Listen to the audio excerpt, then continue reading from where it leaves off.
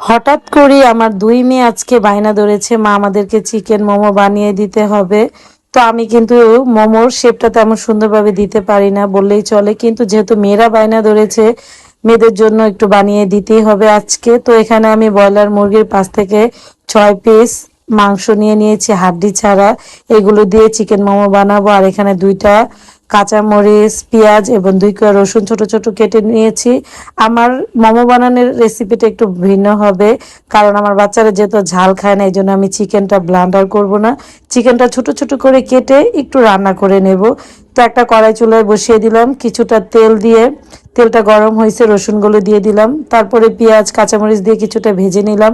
এখন আমি এখানে ছোট ছোট করে কেটে রাখা চিকেনগুলো দিয়ে দিব পরিমাণ মতো কিছুটা আদা রসুন বাটা, লবণ।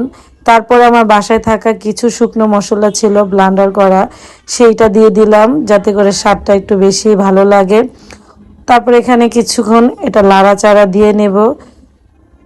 তো মোটামুটি এটা রান্না করতে আমার 15 থেকে 20 মিনিটের মতো সময় লাগবে, যাতে করে কাঁচা ভাবটা বা গন্ধটা না থাকে।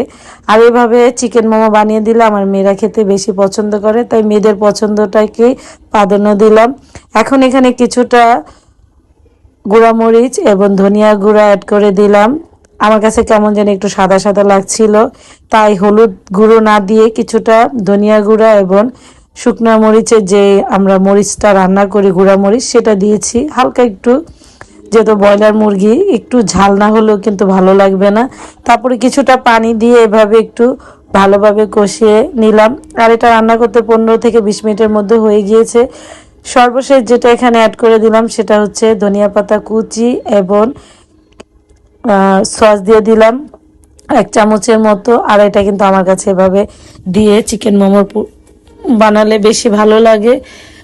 তারপরে আমি কিছুক্ষণ লাড়াচাড়া দিয়ে পানিটা শুকিয়ে যখন তেলটা বের হবে, তখনই কিন্তু চুলা থেকে এটা নামিয়ে নেব। আমি কিন্তু আগেই বলেছি যে আমার চিকেন মোমো বানানোর রেসিপিটা একটু ভিন্ন। অনেকেই আবার ভাবতে পারেন এটা আবার কেমন, আসলে আমি এভাবেই বাচ্চাদের জন্য রান্না করি। তারপরে আমি এখানে বলের মধ্যে পরিমাণ মতো কিছুটা ময়দা নিয়ে নিলাম। তারপরে এখানে একটু তেল, লবণ, সামান্য পরিমাণে একটু পানি দিয়ে এই আটার কাইটা করে নেব। তারপরে এখানে ছোট ছোট করে মানে পরিমাণ মতো যে ছোট ছোট করে নিয়ে আমি মোমোটা বানাবো আর কি, এরকম কয়েকটা টুকরো একসাথে নিয়ে নিচ্ছি। তারপরে এই যে আমি যেরকম পারছি এরকম আমি চিকেন মোমো বানিয়ে ফেললাম মেয়েদের জন্য। আমি আগেই বলেছি আমার শেপটা তেমন একটা সুন্দর হয় না। তারপর কিছুটা পানি চুলার মধ্যে বসিয়ে দিলাম, একটা ছাঁকনি দিয়ে দিলাম, এখানে ভাপ দিয়ে দিব। তো সবগুলো মোমো ভাপ হয়ে গেলে 10 থেকে 15 মিনিটের মধ্যে নামিয়ে নেবে। এই যে আমার চিকেন মোমো এভাবে মজার মজার খাবার তৈরি করে মেয়েদের মন জয় করে নিই। তো আমার মেয়েরা অল্পতেই অনেক বেশি খুশি হয়ে যায় আলহামদুলিল্লাহ।